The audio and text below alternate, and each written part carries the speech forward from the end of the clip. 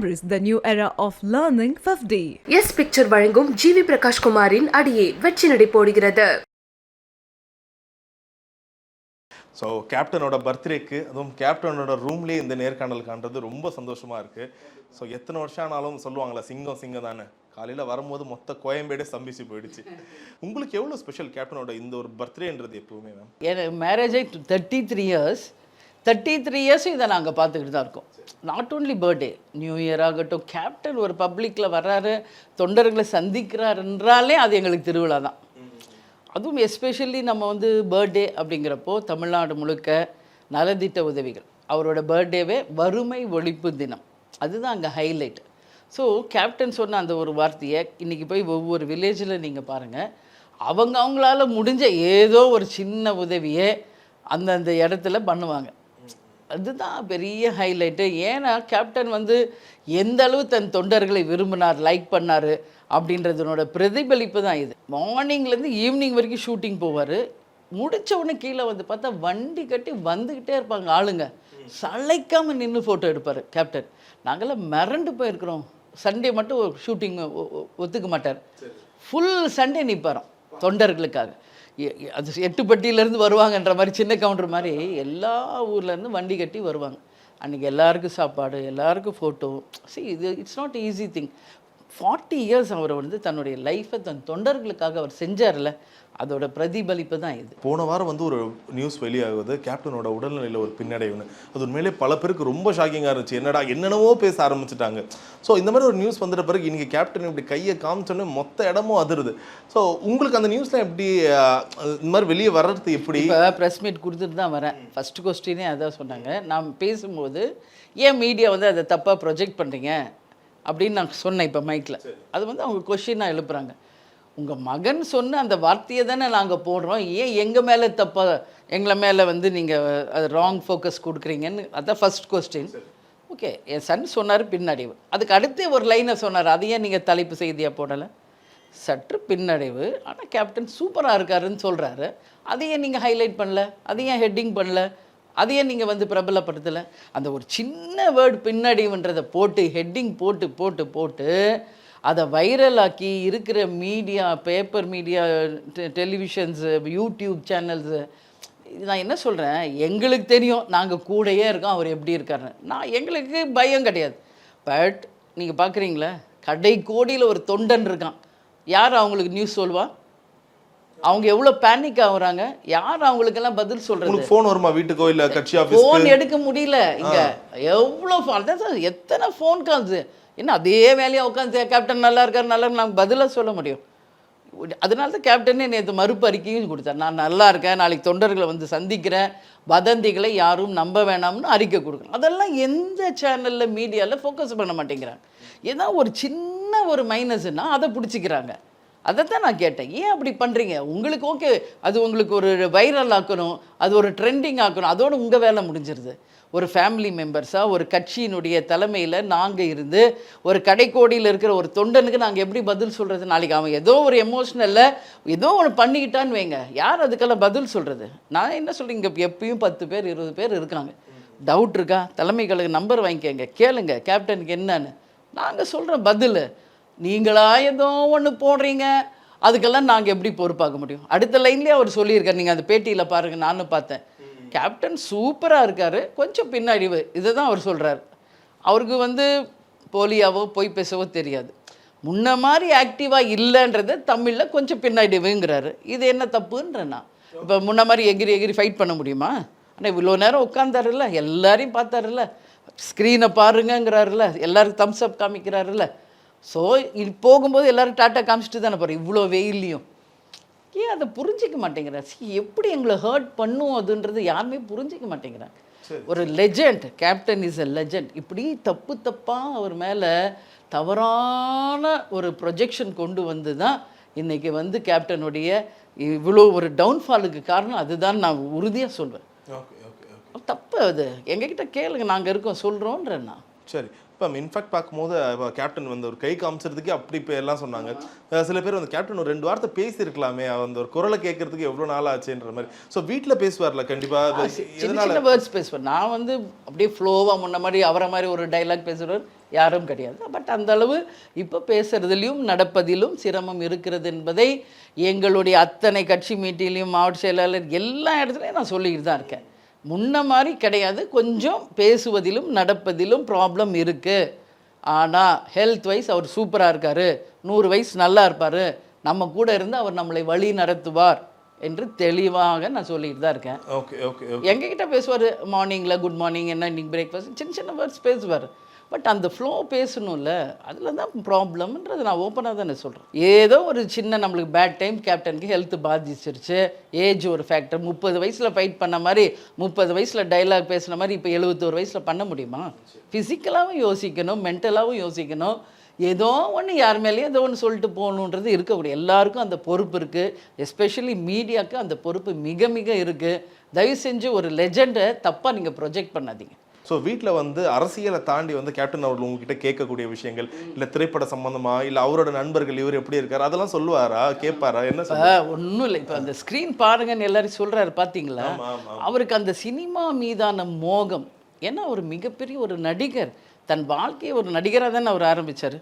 அப்போ எப்படி அதை மறந்துட முடியும்? படம்லாம் பார்ப்பாரு அவன் வீட்டில், அதே தான் வேலையே. இப்போ என்ன அவர் இப்போ வந்து பிஸியாக இருந்தப்போ காலையில் போனார்னா மிட் நைட் தான் வருவார். அவரை மாதிரி ஒரு உழைச்சவர் இல்லை, உங்களுக்கு தெரியும், நான் அதை பற்றி சொல்ல தேவையில்லை.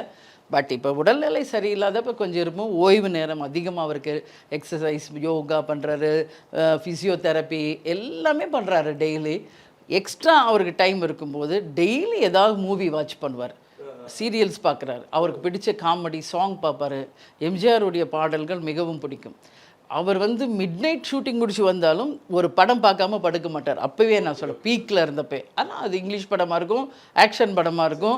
அந்த ஆக்ஷன் படத்தை பார்த்து தான் தன்னுடைய ஃபைட்ஸை எப்படி அடுத்த படத்துக்கு வரணுங்கிறதுல ஐடியா பண்ணுவார் கேப்டன். புரியுதுங்களா?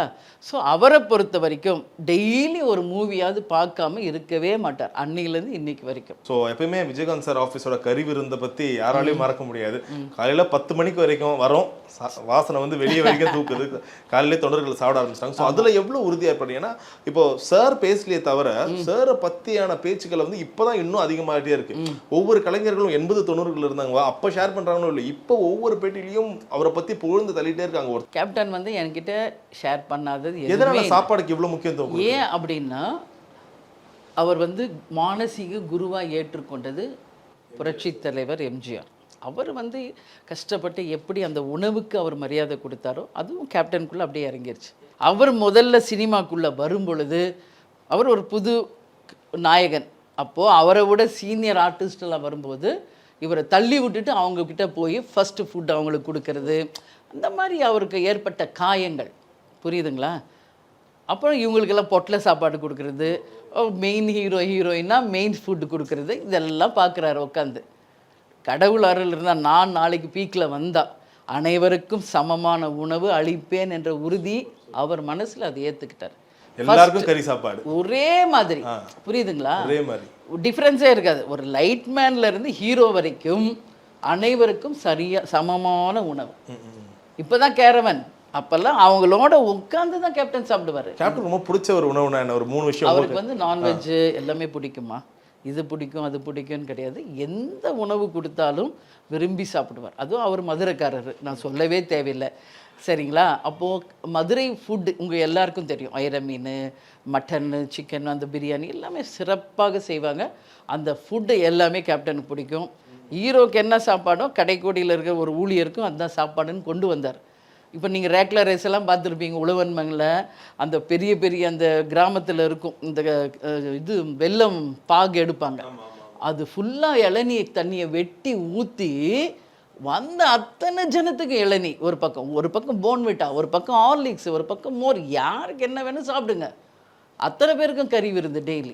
ஆஃபீஸ்லேயும் அப்படி தான் இருக்கும். கண்டிப்பாக எல்லாருக்கும். ஒரு மாவட்ட செயலாளர் மீட்டிங், இப்போ நாங்கள் பகுதி வட்டம்லாம் கூப்பிட்றோம். இப்போ எங்களுக்கு டைம் தெரியும் கரெக்டாக. இப்போ சிட்டிலே இருந்து வர்றாங்கன்னு வைங்க, எங்களுக்கு எக்ஸ்டென்ஷன் ஆகும். இப்போ 1 மணிக்கு மேலே போகுதுன்னா உடனே நாங்கள் சாப்பாடு ரெடி பண்ணிடுவோம். யாருமே இங்கே வந்தவங்க பட்னியோட பசியோடு போகக்கூடாது. அது கேப்டனுடையது அதே தான் நாங்களும் இன்றைக்கி ஃபாலோ பண்ணிக்கிட்டு இருக்கோம். இனி எத்தனை நானாலும் அது நிச்சயமாக இங்கே நடக்கும். எப்படி வள்ளலார் சொன்னார்ல, வாடிய பயிரை கண்ட போதெல்லாம் வாடினேன்னு, அது மாதிரி யாரும் பசியோடு இங்கே வந்தவங்க போகக்கூடாதுன்றதில் அவர் உறுதியாக இருக்கார். அதே தான் நாங்களும் ஃபாலோ பண்ணுறோம். நிச்சயம் நாங்கள் கடைசி வரைக்கும் நாங்களும் அதை செய்வோம். பிரதர், உங்களுக்கு எப்படி இருக்கு இப்போ மேம் வந்து இப்போ அவங்களுக்கு அந்த ஒரு மெச்சூரிட்டி வந்துட்ட பிறகு இது எல்லாமே பார்த்துருப்பாங்க. நீங்கள் ரொம்ப சின்ன குழந்தையிலேருந்து பார்த்துருப்பீங்க. அப்படி குழந்தையா இருக்கும்போது உங்கள் மேலே ஒரு பாசம் காமிச்சிருப்பாங்க. இப்போ உங்களே வந்து ஒரு கேப்டன் மாதிரி பார்க்க ஆரம்பிச்சிருக்காங்க.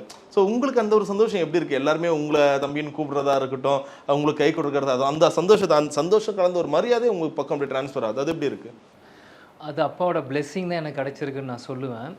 ஏன்னா சின்ன வயசுலேருந்து இப்போ இருக்கிற மீடியா காலம் அப்போ இல்லை, நம்ம 90s கிட்ஸ் இருக்கும்போது அப்போ இருந்திருந்தால் அப்போ உங்களுக்கு ரியலாகவே தெரிஞ்சிருக்கும். ஏன்னா இப்போ நான் சொல்லும் போது நான் அப்பாவோட நிறைய படங்கள் அப்போ சின்ன வயசில் இருக்கும்போது ஷூட்டிங் போகிறப்போ, அது இப்போ நம்ம ஒரு படம் ஷூட்டிங் போனால் அடுத்த இடத்துல வந்து வேறு படம் ரிலீஸ் ஆகும். அப்போது வந்து இருக்கிற காலத்தில் அப்போ என்னையே நான் ஒரு 7 வயசு 8 வயசு இருக்கும், அப்போயே நீ தூக்கிட்டு போவாங்க. கேப்டன் வந்து எப்பயுமே லைக் கூட வரணும், பையனுக்கு பாதுகாப்பாக இருக்கணும், எல்லா பேரண்ட்ஸ் மாதிரி நினைக்க மாட்டார். நீ தனியாக போ, நம்ம தொண்டர்கள் பார்க்குவாங்க, நீ தனியாக போன்னு 7-8 வயசுலேயே நம்பிச்சு விட்ருவார். ஸோ அப்போ தைரியமாக நான் போகிறப்ப எல்லாரும் தூக்குறது வைக்கிறது நான் சின்ன வயசில் நான் தொடர்ந்து பார்த்துட்டே வந்துகிட்டே இருக்கேன். ஸோ அது எனக்கு நான் கான்ஷியஸாக பார்த்தாலும் சரி பார்க்குறேன் எனக்கு தெரியாமல் அது எனக்கு ஆழமாக பதிஞ்சிருக்குன்னு நினைக்கிறேன் மனசில். ஸோ இப்போ கொஞ்சம் மெச்சூரிட்டி வரும்போது எனக்கு அது எல்லாமே இம்பேக்ட் ஆகி எனக்கு கொஞ்சம் பெட்டராக இருக்க முடியும். ஸோ எவ்வளோ க்ரௌட் வந்தாலுமே எங்கள் அப்பாவை பார்த்து வந்து நானும் சின்ன வயசில் பழகி எனக்கு ஈஸியாக ஹேண்டில் பண்ண முடியும், கோவப்பட முடியாது. ஒரு லட்சக்கணக்கான பேர் தனியாக விட்டால் கூட எப்படி வெளியே வரணுன்ற அளவுக்கு ஒரு மெச்சூரிட்டி எங்கள் அப்பா எங்களுக்கு கற்றுக் கொடுத்தாரு. நிச்சயம் இது ஒரு பிளெஸிங் தான் இருந்தது எனக்கு கேப்டன் மகனாக இருக்கிறது. எனக்கு சூப்பர் பிரதர். உங்ககிட்ட பேசுகிறாங்களா நடிகர்களோ இல்லை சினிமா துறை சம்மந்தப்பட்டவர்களோ உங்ககிட்ட டைரெக்டாக ஃபோன் பண்ணி கேட்பாங்களா அப்பா எப்படி இருக்காரு? ஸோ யார் அதிகமாக ரொம்ப க்ளோஸ் அப்பாவை வீட்டில் வந்து பார்க்கறது? ஸோ அந்த மாதிரி எல்லாம் தெரிஞ்சுக்கலாம். எல்லாமே அவர் ஜென்ரேஷன் தாங்க, லைக் 80s 90s ஆக்டர்ஸ் தான் எல்லாருமே.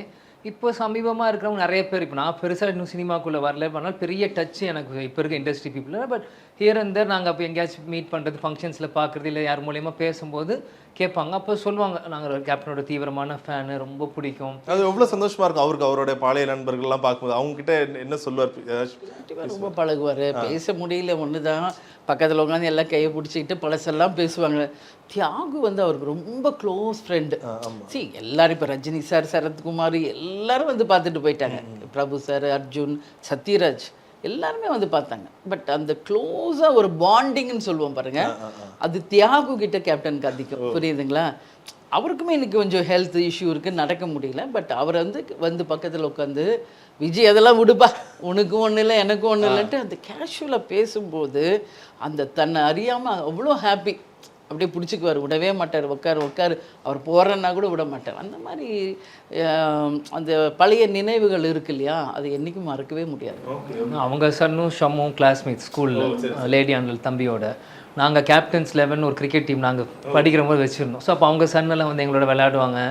ஸோ இந்த மாதிரி ஒரு சில இடத்துல நாங்கள் அங்கங்கே மீட் பண்ணுவோம். ஸோ கடைசி சில வருஷமாக அவங்களோட இன்டர்வியூஸும் சரி, இல்லை மேடை பேசலும் சரி, ஒரு முறை கூட நீங்கள் வந்து விஜயகாந்த்னு அவர் பேரை சொல்லி நாங்கள் கேள்வியே படுத்தலை, கேப்டன் தான். ஸோ வீட்டில் எல்லாம் என்னன்னு சொல்லி கூப்பிடுவீங்க? உங்களுக்குள்ள இந்த அரசியல் இதெல்லாம் தாண்டி அந்த ஒரு பாண்ட் இருக்கணும். என்னன்னு சொல்லி கூடுவீங்க? ஏன்னா நீங்கள் என்னன்னு சொல்லி கூடுவீங்கன்னு எனக்கு தெரியல. கேப்டன் தான் நீங்கள் சொல்லி கேள்விப்படலாம், பார்த்ததே இல்லை. தெரியும் ஒரு ஒய்ஃப் ஹஸ்பண்ட் எப்படி கூப்பிடுவாங்க? எங்க வாங்க போங்க, என்னங்க உங்களுக்கு என்ன வேணும், சாப்பிட்றீங்களா, என்ன வேணும் அப்படி தான் கேட்பாங்க. அவரு பிரேமான்னு சொல்வார். பிரேமா தான். ஏன்னா இப்போ முன்ன விட உங்கள் பேச்சில் இருக்க அந்த தோரணையும் அந்த மெடுக்கும் அந்த தைரியம் வந்து பல மடங்கு அதிகரிச்சிருக்கு. இப்போ நீங்கள் இங்கே வந்து கேப்டனை பார்த்தீங்களா இல்லைன்னு நீங்கள் கொடுக்குற எனர்ஜி தான் அங்கேருந்து அப்படியே ரெஃப்ளெக்ட் ஆகுது. அது ஒரு பெரிய பின்பமாக உருவாகி இருக்கீங்க இந்த கட்சிக்குன்னு. ஸோ இது வந்து தொண்டர்கள் கொடுக்குற தைரியமா இல்லை கேப்டன் சார் சொல்லியிருக்காரா அடுத்த கட்சியை நீங்கள் வழி நடத்துங்க, இது என்ன மாதிரி தெரிஞ்சு? இந்த டே 1லேருந்தே கேப்டன் வந்து எப்படின்னா எல்லா பொறுப்பும் என்கிட்ட பிளைண்டாக கொடுப்பார். ஏன்னா நல்லா புரிஞ்சுக்கணும், அவர் வந்து ஷூட்டிங்கில் 24 hours பிஸி. அப்போ 90 கல்யாணம், புலன் விசாரணை ரிலீஸ் டைம் நான் சொல்கிறேன், அன்னிலேருந்து நான் சொல்கிறேன். அவர் காலையில் போனால் மிட் நைட் தான் வருவார். இப்போ தான் சொன்னேன். அப்போது அவர் ஷூட்டிங் போயிட்டா அவரோட கான்சன்ட்ரேஷன் ஷூட்டிங்கில் தான் இருக்கும்.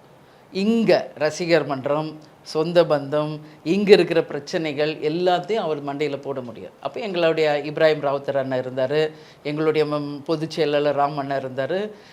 எல்லாருமே என்கிட்ட பேசுன்னு சொல்லிட்டு போயிடுவார். புரியுதுங்களா?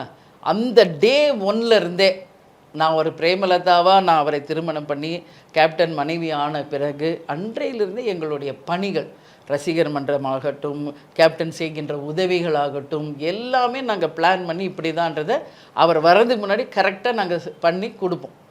இப்போது அங்கேருந்து ஃபோன் பண்ணுவார், இவங்கள அனுப்புகிறேன், அவங்கள அனுப்புகிறேன், இந்த அதுக்கு மணி கொடு, இதுக்கு மணி கொடு, எவ்வளோ விஷயம் இருக்குது இல்லையா, ஹார்ட் ஆப்ரேஷன், படிப்பு, இந்த மாதிரி நான் சொல்லலைன்னா இந்த இன்னிங் சொல்லிட்டு இன்டர்வியூ பார்த்தா இது வந்து அரசியலை தாண்டி ஹஸ்பண்ட் சொன்னாலும் மனைவிகள் சொல்லணும், கொஞ்சம் பார்த்து கொடுங்க, யார் எதுன்னு கொடுங்க. எல்லாரும் வந்து கேட்குறாங்க. அது என் பையன் கிட்ட கேளுங்க இந்த கேள்வி. எல்லாரும் வந்து கேட்குறாங்க, தூக்கி கொடுத்துறாதீங்க, அவங்களுக்கு உண்மையிலே வேணுமா வேணாமான்னு கேட்டு கொடுக்குன்னு சொல்லிட்டு பின்னாடி இருந்து சொல்லுவாங்கல்ல. ஸோ அதுக்கான பதில் கேப்டன் என்ன சொல்லுவார்? நான் அது ஒரு நாள் கூட எங்கள் வீட்டில் நான் பார்த்தது இல்லை. நோன்னே வராது. ஏன்னா எங்கள் லைஃப் எல்லாமே எங்கள் அப்பா தான். நாங்கள் சின்ன வயசுல இருந்து அப்பா ஒன்று சொன்னால் அது எதுவாக இருந்தாலும் எங்கள் அம்மா தலைக்கீழ் இருந்து பண்ணிடுவாங்க. இன்றைக்கி 1 லட்ச ரூபாய் இங்கே கொடுத்துருன்னா இன்றைக்கி வீட்டில் இருக்கா இல்லையான்னு கூட அவருக்கு தெரியாது. 1 லட்ச ரூபாய் அங்கே அனுப்பணும், பேங்க்கில் அனுப்பிடும். அது எங்கள் அம்மா எப்படி ரெடி பண்ணி அனுப்புவாங்கன்னு எங்களுக்கு தான் தெரியும். அது கட்சிக்காரன் கூட தெரியாது, தொண்டர்களுக்கும் தெரியாது. ஸோ அந்த மாதிரி ஒரு இதில் எங்கள் அம்மா பார்க்கும்போது தான் அதோட பிரதிபலிப்பு தான் இன்றைக்கி நாங்கள் எல்லாருமே அவங்க பின்னாடி அம்மா தாண்டி நாங்களும் அவங்க பின்னாடி சப்போர்ட்டாக நிற்கிறது. அதுதான். ஏன்னா கல்யாணம் முடிச்சதுலேருந்து எனக்கு நினைவு தெரிஞ்சதுலேருந்து நான் பார்த்துட்ருக்கேன். என்ன பிரச்சனையாக இருந்தாலும், ஏன்னா வீட்டில் எங்கள் ஃபேமிலி வந்து ஒரு பெரிய ஃபேமிலி, ஒரு 10-11 பேர் இருக்காங்க. ஸோ ஒருத்தவங்களையும் எப்படி பார்த்துக்கிறாங்கன்ட்டு நான் சொல்ல வேணாம், நீங்கள் ஒருத்தவங்ககிட்டையும் போய் கேட்டாலே அவங்களுக்கு தெரியும். ஏன்னா எங்கள் அம்மா வரும்போது அவங்களுக்கு ஒரு மாமனாரோ மாமியாரோ இல்லை, அவங்களுக்கு வழி நடத்த இவங்க வந்து இவங்களாக தான் எல்லாமே கற்றுட்டு இவங்களாவே செஞ்சுருந்தான் எங்கள் அம்மா. ஸோ அது வரும்போது நாங்களும் பார்க்குறோம் பல விஷயங்கள் பண்ணுறப்போ உண்மையிலேயே அது ஒரு பெரிய விஷயம் தான் அவங்க பண்ணிகிட்டு இருந்தது இது வரைக்கும். இப்போ நீங்கள் சொல்கிறீங்களே, என் மைண்டில் என்ன இருக்குன்னு உன்ட்ட ஓப்பனாக ஷேர் பண்ணுறேன். அவர் ஒரு விஷயத்தை விரும்பிட்டா அதை ஒரு மனைவியாக செய்ய வேண்டியது என் கடமைன்னு நான் 100% நம்புகிறேன். யாரோட சொத்து, யார் சம்பாரித்தது, இதெல்லாம் அவர் கஷ்டப்பட்டு வேர்வை சிந்தி சம்பாரித்த சொத்து. உங்களுக்கு என்ன தோணுதோ நீங்கள் பண்ணுங்கள். அதை தடுக்கிற சக்தி எனக்கும் என் பிள்ளைகளுக்கும் கிடையாது. ஆனால் அவர் 5000 கொடுன்னா நான் 10,000 கொடுங்கன்னு தான் சொல்வேன். ஏன்னா ரியாலிட்டி அதுதான். எள்ளுன்னா எண்ணெயாக நிற்கணும். அவர் ஒரு விஷயத்தை விரும்பினால் அதை செய்து முடிப்பவள் தான் ஒரு உண்மையான மனைவியாக இருக்க முடியும். New Way Learning through 5D. S picture வழங்கும் ஜிவி பிரகாஷ்குமாரின் அடியே வெற்றி நடை போடுகிறது.